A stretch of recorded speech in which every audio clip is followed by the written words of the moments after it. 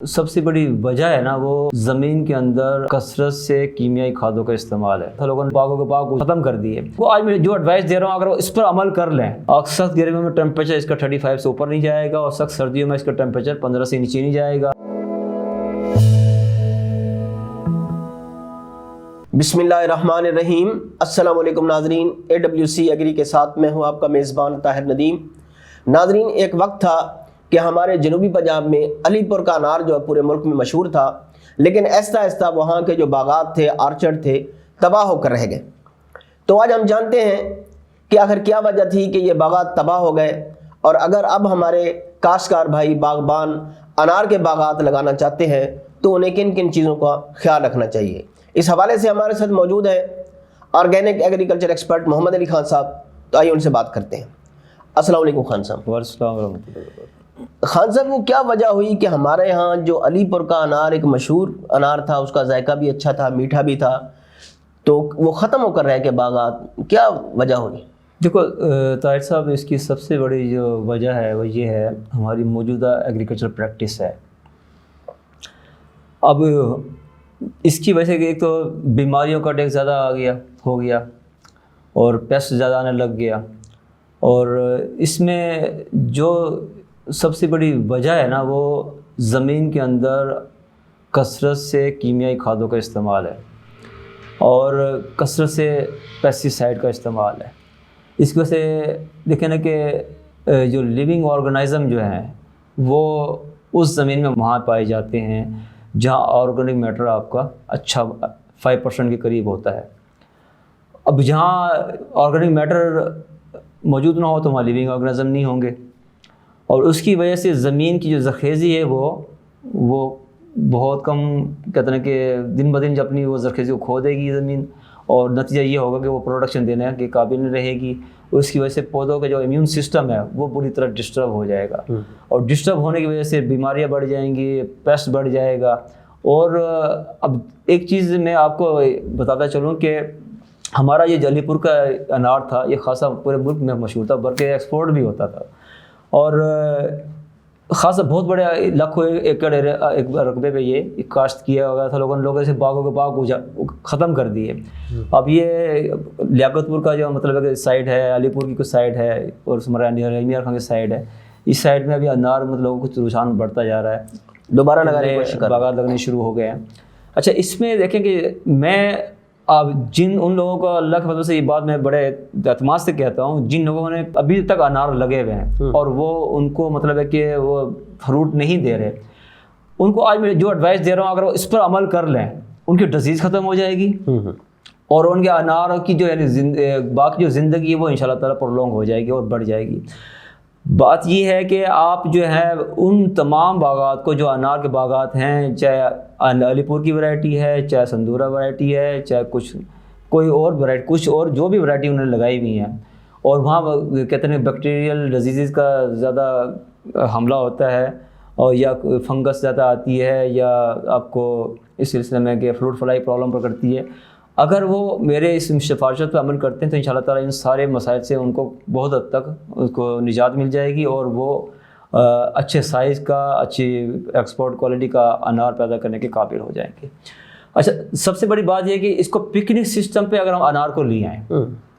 پائیدار قدرتی نظام کاشتکاری کے سسٹم پہ اگر ہم لے آئیں، ہم اس کے بیڈ بنا دیں،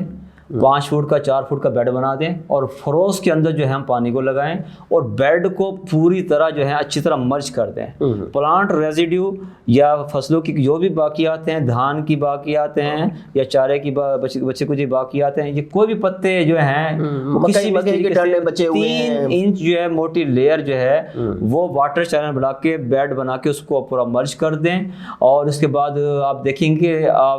اسی میں دیکھیں 2-3 مہینے بعد صورتحال ایسی ہوگی زمین کا سسٹم ریوائیو ہونا شروع ہو جائے گا. اس کی جو پی ایچ اگر ڈسٹرب ہوئی تو پی ایچ بہتر ہونا شروع ہو جائے گی، اور اس کی واٹر ہولڈنگ کیپیسٹی میں اس کا اضافہ ہو جائے گا. اور خدا نخواستہ اگر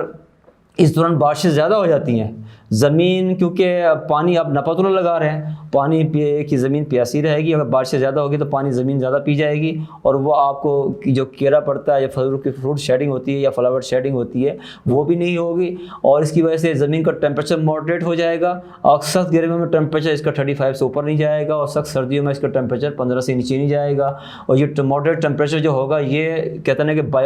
بایوٹا کی ایکٹیویٹی کے لیے، بایوٹا پروپوگیشن کے لیے، لیونگ آرگنزم کی پروپوگیشن کے لیے یہ بڑا آئیڈیل ٹیمپریچر ہوگا، اور اس کی وجہ سے آپ یہ دیکھیں کہ جو لیونگ آرگنزم کی جو پروپوگیشن ہوگی وہ جو سسٹینیبل فارم کے اندر جو منرلز جو فرٹیلائزر ہماری زمین کے اندر موجود ہے وہ اویلیبل فارم سے کتنے کہ سسٹینیبل فارم سے اویلیبل فارم میں کنورٹ ہونا شروع ہو جائے گی، اور قدرتی طور پر کھاد ملنا شروع ہو جائیں گی، اور پھر ڈے بائی ڈے جو اس کا کہتے ہیں کہ آرگینک میٹر کا جو لیول وہ بڑھنا شروع ہو جائے گا، کیونکہ جو ملچ اوپر ہوگی وہ ڈیکمپوز ہونا شروع ہو جائے گی، اور اس کی وجہ سے وہ لیونگ آرگنزم جو ہے وہ اس کو استعمال میں لائیں گے، تو اس کی وجہ سے آپ دیکھیں کہ آپ کا جو پہلا سال آپ کو تھوڑا پرابلم آئے گا، لیکن اگلے نیکسٹ ایئر جو ہے یہ آپ دیکھیں کہ آپ کو انشاءاللہ تعالیٰ کسی بھی قسم کی فرٹیگیشن کی آپ کو ضرورت نہیں پڑے گی۔ اور جب بعض کو ایسا ہوتا ہے کہ جو انار ہوتا ہے وہ ترشاوا ہو جاتا ہے، کھٹا ہوتا ہے، تو اس کو اس میں مٹھاس پن پیدا کرنے کا بھی کوئی طریقہ کار ہے؟ دیکھیں کھاد اس کی وجہ یہ بتا رہا ہوں کہ کھادوں کا بے طریقے استعمال، اور زمین کی پی ایچ ہائی ہوگی ہے، کھاد زمین میں لگتی نہیں ہے۔ آج اس میں بھی دو وجوہات ہو سکتی ہیں، ایک تو کہ اوور اریگیشن یا اوور فرٹیگیشن، صحیح، یا لیس اریگیشن یا لیس فرٹیگیشن، یہ دو وجوہات اس کی ہو سکتی ہیں۔ اچھا، اس میں متناسب کھادوں کا استعمال ہمارے لیے بعض کا ہمارے گرو فارمر بہت کا مطلب اس بارے میں اویئرنیس زیادہ نہیں ہوتی، اس وجہ سے پرابلم آتا ہے، تو یہ سسٹم ملچ کے اندر بڑا بہترین طریقے سے ہو سکتا ہے۔ اب اس میں آپ یہ دیکھو نا کہ ہم زمین میں کہتے ہیں کہ فنگس آ گئی ہے اور یا بیکٹیریل بلائٹس کا اس میں حملہ ہو گیا اناروں پہ، تو اس کی ریزن یہ ہوتی ہے کہ زمین جو ہے ایک قسم کی ہماری باندھ ہو چکی ہے، اس میں اتنی طاقت نہیں رہی کہ وہ امیون سسٹم پودوں کا ڈیولپ کر سکے۔ اب اس میں جب ملچ آپ کر لیں گے تو آپ دیکھیں گے آپ کو فنگس کا پرابلم بھی آپ کا حل ہو گیا ہے، آپ کی بیکٹیریل برائٹس بھی آپ کے مطلب کہ کافی تک سیفٹی آپ کو مل جائے گی، پروڈکشن مل جائے گی،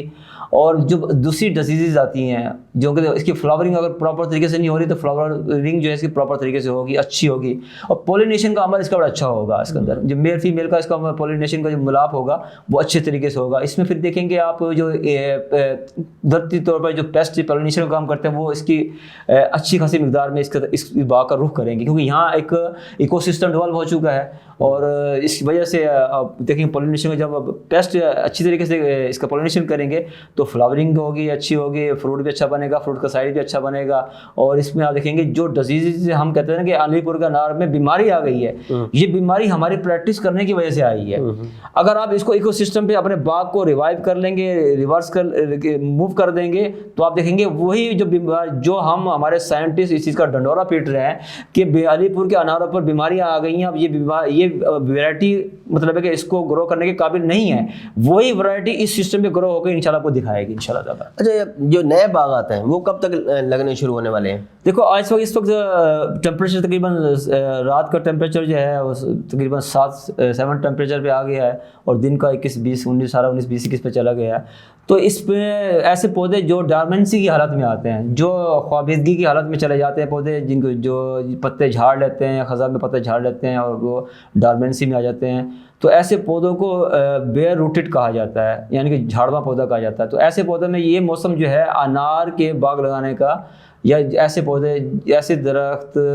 جو جھاڑواں ہو جاتے ہیں، جو پتے جھاڑ دیتے ہیں، تو ان کے لگانے کا بیسٹ موسم ہے۔ اس کو آپ 15 جنوری کے مہینے میں اس کو لگا لیں تو آپ کو دیکھیں گے یہ اگر اب بڑا پودا آپ لگاتے ہیں اس موسم کے اندر تو وہ جو 2 3 سال 4 سال کا پودا ہے بڑا بھی اگر لگاتے ہیں تو اس میں آپ دیکھیں گے جیسے یہ موسم سردی ختم ہوگی، موسم بہار شروع ہوگا تو یہ فلاورنگ پر وہ آئے گا، وہ فروٹ دینے کے قابل ہو جائے گا۔ بہت بہت شکریہ خان صاحب۔ شکریہ ناظرین، آج ہم نے علی پور کے انار کو لگنے والی بیماری کے حوالے سے بات کی، اور آئندہ نیکسٹ پروگرام میں ہم انشاءاللہ انار کے باغات کی کاشت کے حوالے سے اور ان کی اقسام کے حوالے سے بات کریں گے۔ تو آئندہ سیگمنٹ تک اپنے میزبان طاہر ندیم کو دیجیے اجازت۔ اللہ نگہبان۔